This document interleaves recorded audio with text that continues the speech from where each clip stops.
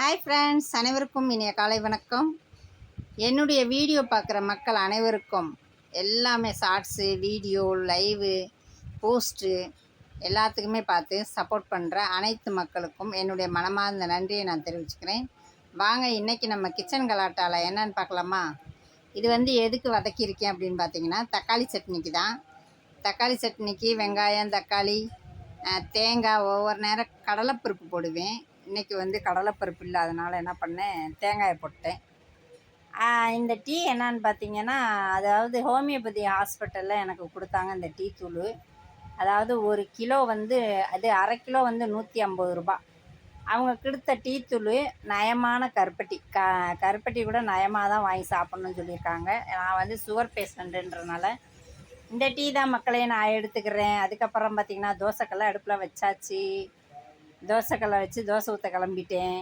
அதுக்கு முன்னாடி ஒன்று சொல்லணும். சாதம் ரெடியானதுக்கப்புறம் உடனே நான் எடுத்து வடிக்க மாட்டேன் மக்களே.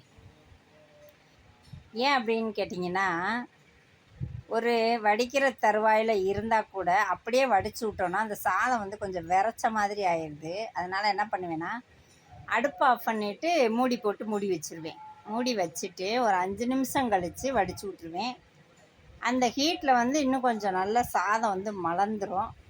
இது ஒரு வகையில் சிலிண்ட்ரு, அதாவது கேஸை மிச்சம் பண்ணுறேன்னு கூட சொல்லலாம். உங்களுக்கு இந்த டிப்ஸ் தேவைப்பட்டுச்சுன்னா நீங்களும் யூஸ் பண்ணிக்கோங்க மக்களே. அதுக்கப்புறம் எங்கே வெண்டைக்காய் பொரிக்க போகிறேன்.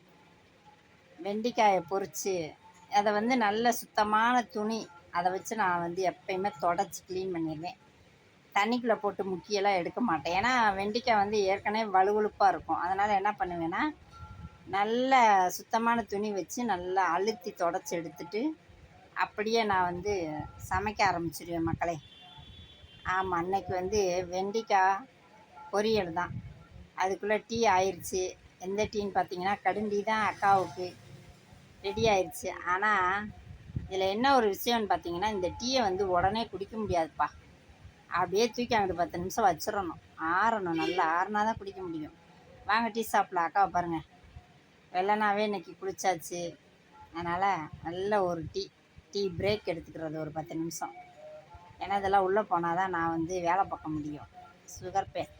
சுகர் பேஷண்ட்டு பசிக்கும். அதனால் என்ன பண்ணுறது, பாருங்கள், டீயை குடிக்கிறேன், வைக்கிறேன். அந்த ஒரு கிளாஸ் டீயை எவ்வளோ நேரம் குடிக்கிறேன் பாருங்கள். அடுத்து தோசை ரெடி ஆகிடுச்சுல, கறி போயிரும்ல, அதனால தோசை எடுத்தாச்சு. தோசையை சுட்டுக்கிட்டு அதுக்குள்ளே சட்னி ஆறிடுச்சு. நல்லா ஆற வச்சிடணும் மக்களே. தக்காளி சட்னி மட்டும், தக்காளி சட்னியும் கிடையாது, வதக்கி அரைக்கிறோம் அந்த சட்னி அனைத்துமே நல்லா ஆற வச்சுருங்க. தூக்கி ஃபேனில் கொண்டு போய் போட்டுருவேன். அது பாட்டுக்கு அந்த ஹாலில் ஆறிட்டு கிடக்கும். அப்படியே சட்னி அரைச்சிட வேண்டியதான். அரைச்சிட்டு ஒரு பக்கம் தோசை, ஒரு பக்கம் சாதம், எல்லாத்தையும் அவங்க பாப்பாவுக்கு வேறு டிஃபன் கட்டணுமா. புளிக்குழம்பு தான் இருந்துச்சு, கத்திரிக்காய் புளிக்குழம்பு வச்சாச்சு. அந்த புளிக்குழம்பும் வெண்டைக்காய் பொரியலும் தான் இன்றைக்கி சமையல். பார்த்திங்கன்னா, தோசை ஒரு பக்கம் ஓடிக்கிட்டு இருக்கு, வெண்டைக்காய் ரெடி ஆயிடுச்சு. வெண்டைக்காய் எல்லாம் டிஃபன்லாம் கட்டினது போக நான் எப்போயுமே பாத்திரத்தை மாற்றி வச்சிடுறது தான் நல்லது. காய வச்சுட்டு நல்லா பாத்திரத்தை மாற்றி வச்சுருவேன். அதுக்கப்புறம் பார்த்திங்கன்னா சாதம். வாங்க, இன்றைக்கி என்னென்ன சமையல்னு பார்த்துடலாம். வெண்டைக்காய் பொரியல், தக்காளி சட்னி தோசைக்கு, கத்திரிக்காய் புளிக்குழம்பு, அதுக்கப்புறம் பார்த்திங்கன்னா சாதம் எங்கள் பாப்பா கட்டினதுனால கொஞ்சம் பாதி எடுத்தாப்புல இருக்கா மக்களே. இது தோசைப்பா, தோசை. அதுக்கப்புறம் பப்படம் சொல்லுவாங்க, அப்பளம் சொல்லுவாங்க. அதோட முடிஞ்சிருச்சுப்பா இன்றைக்கி சமையல். பாய்.